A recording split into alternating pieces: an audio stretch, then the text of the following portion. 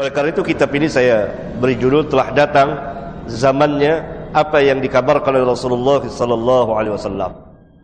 Di antaranya pertama, telah datang zamannya kaum muslimin belajar menuntut ilmu kepada ahli bid'ah. Majlis-majlis ahli bid'ah didatangi oleh kaum muslimin. Mereka duduk di majlis-majlis ahli bid'ah, mengambil ilmu dari mereka yang pada hakikatnya adalah kebodohan. Beliau sallallahu alaihi wasallam pernah bersabda, "Inna min asyratis sa'ah ayyultamasul ilmu 'inda al-asagir." Sesungguhnya sebagian dari tanda-tanda hari kiamat, ayyultamasul ilmu 'inda al-asagir. Dicarinya ilmu itu dari orang-orang yang rendah, dari orang-orang yang kecil ilmunya. Al-asagir ditafsirkan oleh yang meriwayatkan hadis yang mulia ini, yaitu Al-Imam Abdullah bin Mubarak, di antara yang meriwayatkan hadis ini di kitab zuhudnya. Al-asagir yaitu ahlul bid'ah, para ahli bid'ah.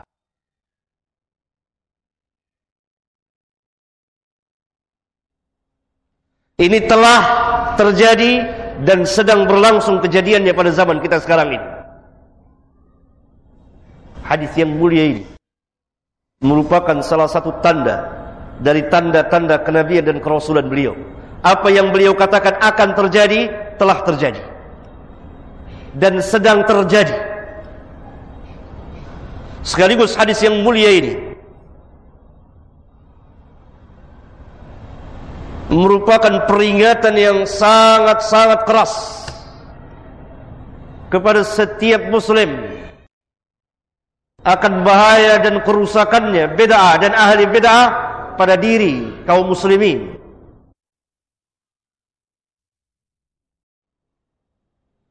Hendaklah mereka menjauhi bid'ah sejauh-jauhnya, menjauhi ahlul bid'ah sejauh-jauhnya, karena ini bukanlah ilmu.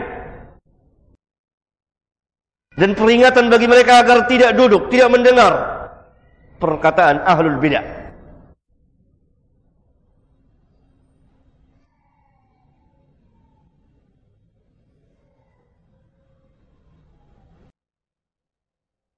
Dalam hadis yang mulia ini, Rasulullah SAW memperingati kita, awas, hati-hati dengan bid'ah.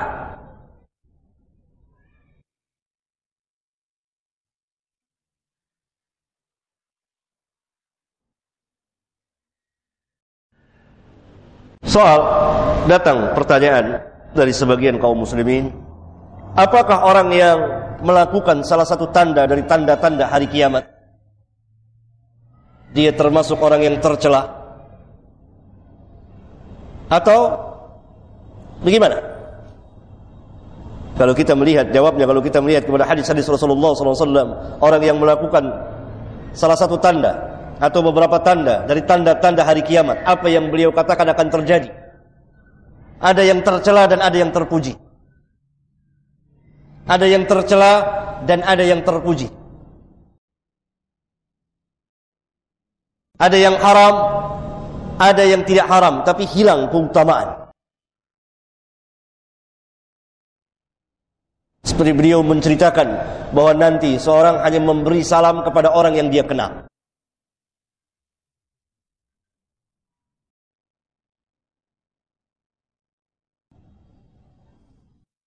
Ya? Saya hanya memberi salam kepada antum yang saya kenal, atau kepada antum, atau kepada antum. Saya tidak memberi salam kepada kaum muslimin yang lain. Sebagai salah satu pelaku dari tanda-tanda hari kiamat. Dan perbuatan saya ini bukanlah haram, tetapi hilangnya sejumlah keutamaan yang telah disediakan oleh Islam. Bahwa orang muslim yang baik adalah yang memberi salam kepada orang yang dia kenal dan orang yang tidak dia kenal. Yang tidak dia kenal dari kalangan kaum muslimin. Maka salah satu kebaikan dari Islam, saya tidak mengerjakannya.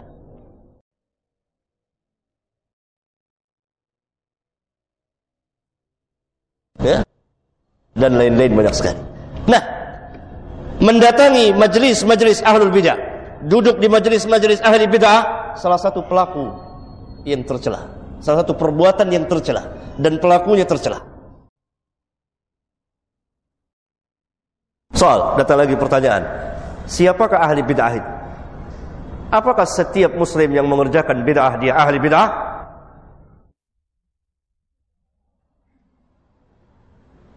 Atau lengkapnya pertanyaan itu, apa bid'ah itu?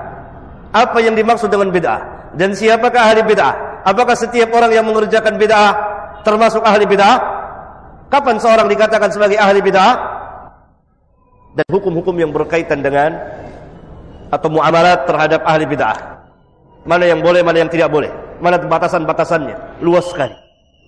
Kita batasi pembicaraan apa yang dimaksud dengan bid'ah.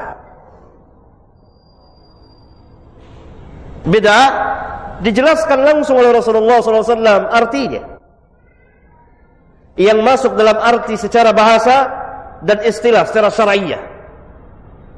Iyyakum wa muhdatsatil umur, fa inna kulla muhdatsatin bid'ah.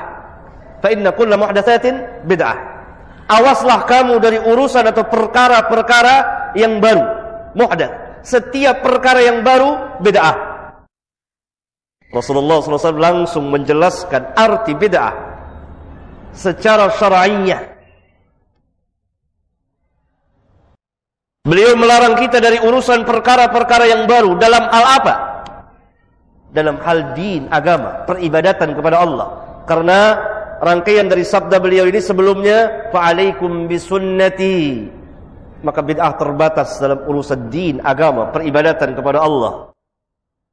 Tidak urusan duniawiyah yang berkembang berjalan sesuai dengan tingkat berpikir atau keilmuan manusia. Seperti dahulu kendaraannya kuda dan onta dan keledai. Sekarang kendaraan kita mobil, motor, kereta api, pesawat dan seterusnya. Kalaupun mau dikatakan bid'ah secara lugawiyah, secara bahasa, karena segala sesuatu yang baru yang tidak ada contoh sebelumnya itu bid'ah. Tetapi yang dimaksud ini dalam masalah din. Fa inna kulla muhdatsatin bid'ah. Ini bid'ah. Berarti bid'ah adalah sesuatu yang baru dalam din, agama. Baik itu merupakan keyakinan atau peribadatan, merupakan i'tiqad atau peribadatan yang dimasukkan orang ke dalam agama, kemudian dijadikan sebagai bagian dari agama, kemudian dikerjakan dengan niat takarrub, mendekatkan diri kepada Allah dengan mengharapkan ganjaran. Itu bid'ah.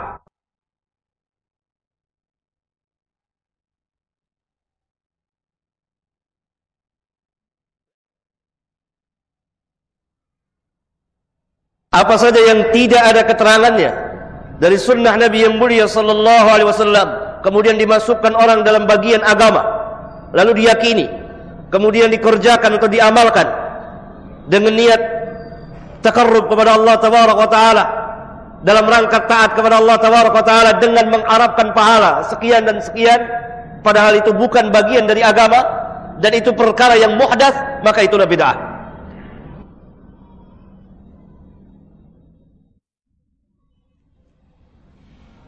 Walaupun pelakunya bermaksud baik.